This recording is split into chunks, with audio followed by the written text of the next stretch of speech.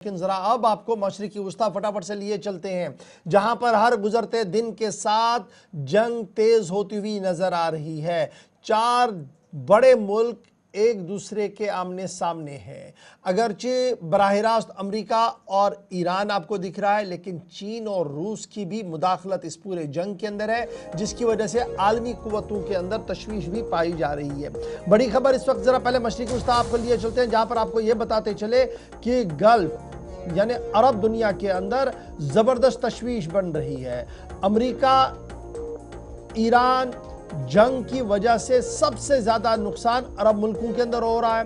Kuwait, Qatar, Bahrain, UAE सबसे ज्यादा worst hit इस वक्त हो रहे हैं। और मुसलसल तनाव के बीच मजीद 2 यूएई के सुपर टैंकर हिट हुए हैं अपना हरमोज के अंदर।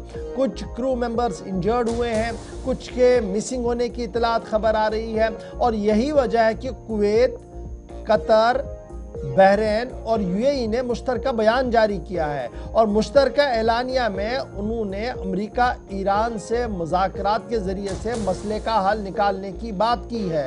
कतर और ओमान लगातार डिप्लोमेटिक एफर्ट्स कर रहे हैं ताकि इस तनाव को ख़त्म किया जाए, लेकिन हर गुजरते दिन के साथ ये तनाव बढ़ता हुआ नज़र आ रहा है। ये बड़ी खबर कि एक तरफ से तमाम अरब मुल्क अब यक ज़बान होकर इस जंग से खुद को बाहर रखने की कोशिश की जा रही है। कह रहे हैं कि ईरान अमेरिका की लड़ाई है, हम लपेटे में आ रहे हैं। ईरान का मौक़िफ़ यह है कि आपकी सरजमीन से हमारे ऊपर हमले हो रहे हैं, अमेरिकी इत्तेहादी अफ़वाज वहाँ पर मौजूद हैं, इसलिए हम वहाँ पर अटैक करते रहेंगे। और इस बीच ईरानी मौक़िफ़ के बाद अब तशवीश की लहर जो है वो कतर, कुवैत, बहरीन और यूएई के अंदर इस वक्त साफ नज़र आ रही है, जिसके बाद इतलात और ख़बर ये है कि इन तमाम मुल्कों के अंदर अपनी अपनी रियासतों के अंदर हाई अलर्ट पर तमाम असासों को रख दिया गया है, क्योंकि जंग एक नए दौर में शुरू हो चुकी है। नया आगाज़ जंग का हो चुका है और हर गुजरते दिन के साथ नई खबरें भी यहाँ से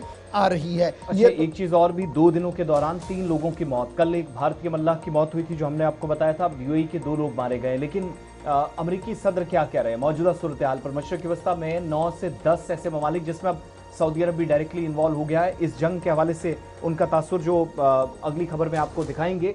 लेकिन गल्फ कंट्रीज के हवाले से भी एक रद्द-ए-अमल, जो कल हम इशफाक बात कर रहे थे कि जंग तो अमेरिका ने शुरू की थी, लेकिन इसका हर्जाना या इसका सबसे बड़ा बोझ शायद अब मिडिल ईस्ट के ममालिक उठाने जा रहे हैं। वो तो कल, अच्छा आज तो चलिए पहले जरा ऑफिशियली कंफर्म कर दिया, ऑफिशियल कंफर्मेशन उस खबर, हमारी खबर की आ गई है जी।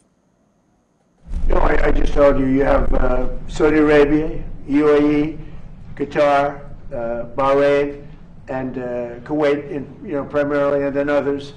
I spoke to all of them, and they would love to invest more money in the United States at record amounts, and that would be very acceptable. And this way, there's no fee. I don't like the concept of a fee, but at the same time, it's not fair that we're protecting this strait for the entire world, for China and everyone. I don't mind protecting it for China. I don't mind protecting it for anybody, but it's unfair that we're not in somehow compensated. And we've been doing this for many years.